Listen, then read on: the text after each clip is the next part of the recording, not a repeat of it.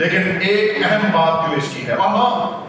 یہ بھی میں آپ کو بتاؤں، آپ میرے سے سیاسی اتفاق کریں یا نہ کریں،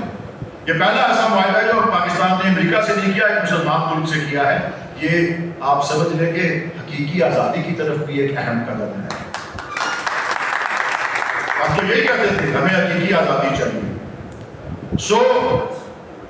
اب سوال یہ ہے کہ جو جیو پولیٹیکل رینٹ یا کوئی وظیفہ اس کے نتیجے میں آتا ہے، تو کیا اسی طرح ماضی میں جس طرح وہ ایک اشرافیہ تک ہی محدود رہا اسی طرح محدود رہے گا، یا پاکستان واقعی ترقی کرے گا، پاکستان کے لوگوں تک وہ پہنچے گا، پاکستان کی عوام تک وہ پہنچے گا، پاکستان کا جو نظام صحت جو ہے جو تتر بتر ہوا ہے وہ اس کو مضبوطی حاصل ہوگی، وہ جو ہے ترقی کرے گا. پاکستان کے اندر 2.5 سے 3 کروڑ بچے تو اسکولوں میں نہیں ہیں، وہ اسکولوں میں جانا شروع کریں گے. اس سے پتہ لگے گا کہ ایسے معاہدے کے اکنامک بینیفٹس جو ہیں، ہم نے ایک اقتصادی قوت سے اگر کوئی ان کو مدد دی، دفاعی سپورٹ دی، ان کو اپنی ان کے اوپر جنگ جو ہے اپنا جنگ جو ہے اپنی جنگ تصور کی، تو پھر اس کے نتیجے میں جو ہمیں اکنامک بینیفٹ جو ہے مل سکتا ہے وہ ایسا ہونا چاہیے جو پاکستان کے لوگوں تک پہنچے. ادروائز میں نے جس طرح آپ کو عرض کیا، ہاں اور بائی دا وے یہ بھی دیکھ لیں کہ پتہ نہیں حکومت کے اپنے بندوں نے بھی پڑھا ہے وہ معاہدہ کہ نہیں پڑھا، کیونکہ جو ڈیفینس منسٹر ہیں وہ صبح ایک یا دوپہر میں ایک انٹرویو دیتے ہیں ٹی وی چینل کو، کہتے ہیں کہ اس میں نیوکلیئر بھی جو پاکستان کے تمام وسائل جو ہیں دفاعی وہ سعودی عربیہ کے جو ہے استعمال میں آ سکتے ہیں بشمول پاکستان کے جوہری پروگرام.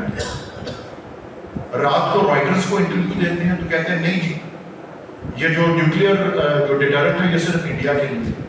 اور یہ جو ہماری پالیسی ہے credible minimum deterrence in the umbrella of full spectrum deterrence, یہ بھی وہ انڈیا کے لیے ہی ہے، یہ کسی اور جگہ پہ استعمال نہیں ہونا. اس لیے میرے خیال میں بہتر یہی ہے کہ اس کی تفصیلات بھی کچھ سامنے آ جائیں، اور اللہ کرے کہ پاکستان اپنے آپ کو ماضی کی طرح سیل کیا کہتے ہیں انڈر سیل نہ کر دے، یا اپنی ورتھ سے نیچے جو ہے اس کی اپنی جو ہے میں جس طرح کہنا چاہ رہا تھا کہ پہلے تو میں نے تشبیہ کے طور پہ علامہ اقبال کے ایک شعر کو بروئے کار لایا. میں آپ کو الوداع کہتے ہوئے ان کے 2-3 اشعار پڑھ دیتا ہوں جس میں کچھ آزادی کی بات بھی ہے اور دیگر باتیں بھی اسی موضوع سے منسلک ہیں. وہ کہتے ہیں جب عشق سکھاتا ہے آداب خدا گاہی، تو کھلتے ہیں غلاموں پر اسرار شہنشاہی. تو اللہ کرے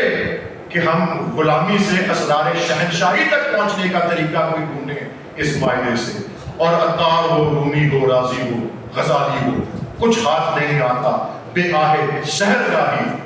and finally last but not least اے طائر لا ہوتی، اس رزق سے موت اچھی، اس رزق سے آتی ہو میں کتا پاکستان.